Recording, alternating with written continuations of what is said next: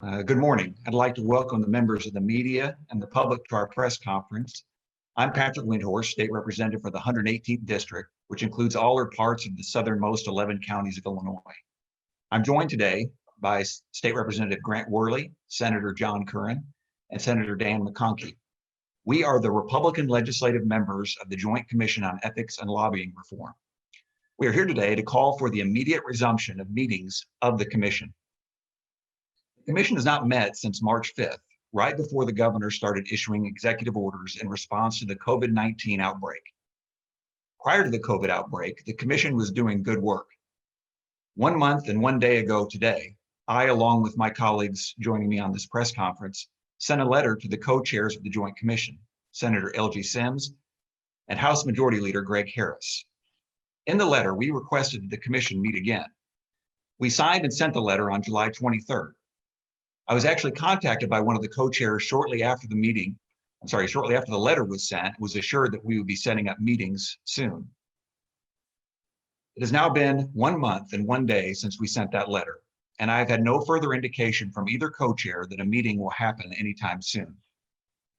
Unfortunately, the creation of this commission was the only ethics and corruption-related reform that has passed since I've been in office. This commission was created on the heels of a state representative being accused of bribing a state senator. And that occurred while the representative was serving as a lobbyist for a company that was trying to legalize sweepstakes gambling machines in Illinois. And there have been other cases of unethical or corrupt conduct. There's also the case of a Democratic senator who pleaded guilty to serious crimes involving red light cameras and corruption surrounding the Capitol bill. And a Democratic senator who was accused of organizing a no-show union job for himself. More recently, and more famously, we have the case of ComEd paying hundreds of millions of dollars as part of a deferred prosecution agreement for its involvement in a bribery scheme that allegedly included ghost payroll jobs and favoritism for Speaker Madigan's former staffers in exchange for favorable legislative action. If we as a state government are to regain the public's confidence, we need to root out corruption and enact serious reforms. We need a state government worthy of its citizens, a government whose elected representatives put public service above their own personal benefits. That means no legislators as lobbyists. It also means no politicians walking through the revolving door the day they leave office. We must also tighten the requirements on legislators when it comes to disclosing our outside income. Today, we are demanding that the co-chairs of the Joint Commission on Ethics and Lobbying Reform resume meetings of the commission in person, via Zoom, or whatever digital means that we can. We must resume the important work we're doing on the commission. House Republicans have already called on Governor Pritzker to call a special session to address reforms. So far, the governor has refused. We are asking that the legislature be involved in crafting policy to end the cycle of public corruption that continues to embarrass our state. Get the Ethics Commission back together. Let's get back to work. Produce a report that leads to the passage of a strong package of corruption-busting reforms. There is time to complete our work before the election. I will now turn it over to Senator Dan McConkey. Thanks, Representative Windhorst. It's really good to be on with everyone today. I'm glad Zoom is working. I just actually got a text message from my daughter indicating that in her first day of classes, Zoom has not been working on their campus, but I'm glad that it's working here for us today. Good morning. My name is Dan McConkey. I'm the state senator for the 26th district, which is in the northwest suburbs. And I'm here with colleagues from both the House and Senate who serve on Illinois' Joint Commission on Ethics and Lobbying Reform to also call on the chairs to resume meetings immediately. With 4 Illinois legislators indicted on charges ranging from bribery to ghost payrolling and federal tax evasion within the last year, and another one, Speaker Madigan, implicated in possibly the largest government bribery scheme in Illinois history, now is not the time to use the pause button on ethics issues. Despite the ongoing COVID-19 pandemic, an ethical cloud hanging over Springfield needs to be addressed, and our commission can do that in a safe manner. Back on July 12th, the governor signed into law Senate Bill 2135, which was an amendment to the Open Meetings Act to allow meetings to be held virtually without the physical presence of a quorum for members. Again, those legal barriers were removed over 2 months ago, and yet there has been no action taken, no plan provided even by the chairs to schedule these meetings. There is no reason why we continue to delay the people's work on this very important issue, especially at a time when corruption and unethical behavior looms over Springfield. And now I'm going to kick it over to my colleague, Senator John Curran. Thank you, Senator McConkey. I not only serve on this Ethics Commission, but I also serve on the Joint Committee on Administrative Rules, commonly known as JCAR.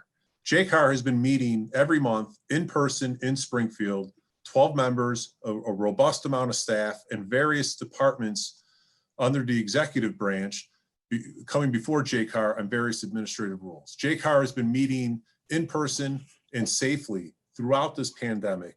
There's no reason ethics is not as important at this point in time in Illinois' government. We're at a crisis point with the scandals at state, Cook County, and City of Chicago levels, as well as various other municipalities. With these scandals going on, it's imperative that we meet in person safely, and we move forward with the important work in restoring the trust and the faith of the people of Illinois that elect us. This is a critical juncture. I hear all the time in my district about these as the scandals break.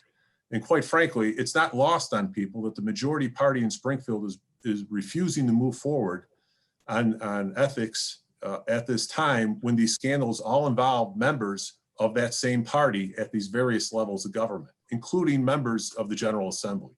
It is time to move forward. We should be meeting in person. The template is there with the Joint Committee Administrative Rules. Other committees are meeting virtually, including I have a Transportation Committee meeting later this week. We had one last week. We need to treat ethics and put it on this same level of importance. The time is now, and at this point, I want to turn it over to Representative Grant Worley.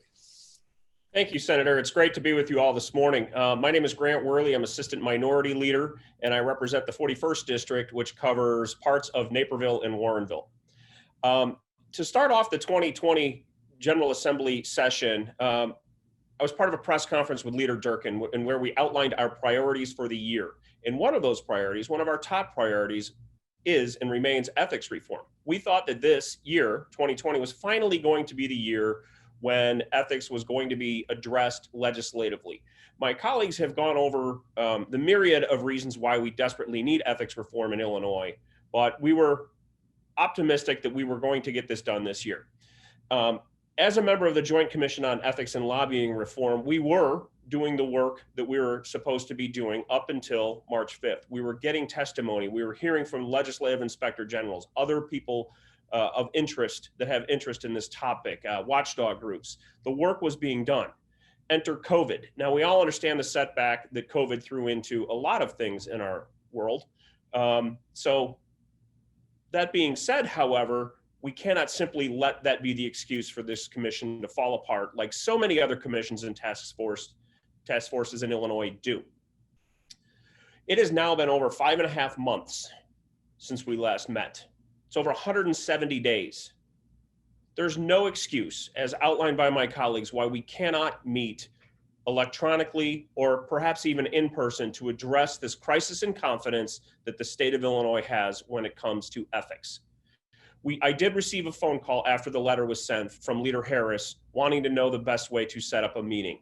That phone call was over a month ago and still nothing. Radio silence. Silence is corruption.